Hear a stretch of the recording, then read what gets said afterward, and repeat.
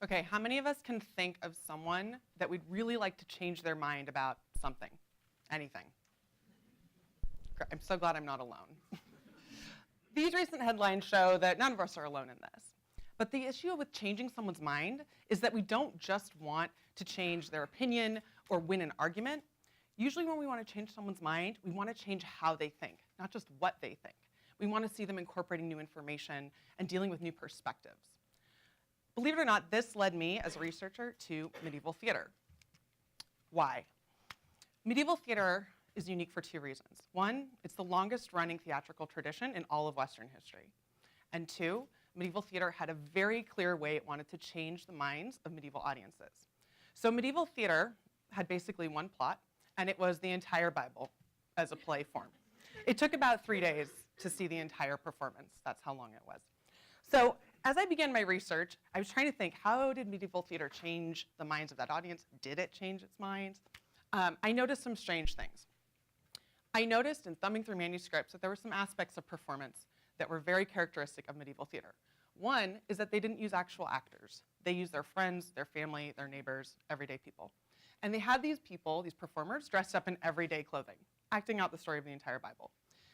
The setting was in the public street of the actual town, not ancient Palestine, to play out the story of Bible, Jesus, Mary, the crucifixion.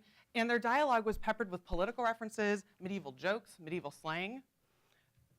Medieval plays were set in the present. They were not set in the past. And this was puzzling to me. Why would this be helpful? How could that change anyone's mind about the Bible?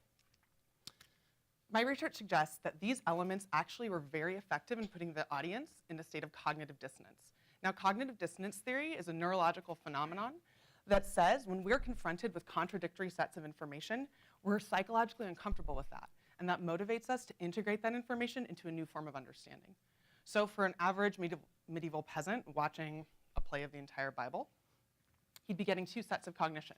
One, he'd have the knowledge that the Bible was written thousands of years ago, set in ancient Palestine. But the other would be that the biblical narrative seems to be happening right here and now in his everyday life. That yields a new form of understanding through cognitive dissonance. And that understanding is that the biblical narrative was something that happened in the past, but is ongoing, that involved people that are now dead, but is also something that medieval audiences played a part in. It was a story they were a part of. So why does this research matter? I think it has implications for two reasons. One, at a moment when the National Endowment for the Arts is about to be shut down, we can look at the arts and theater as making concrete differences in the world. And secondly, we can use cognitive science in the ways we communicate to impact not just how people are thinking, but also what they're thinking. Thank you.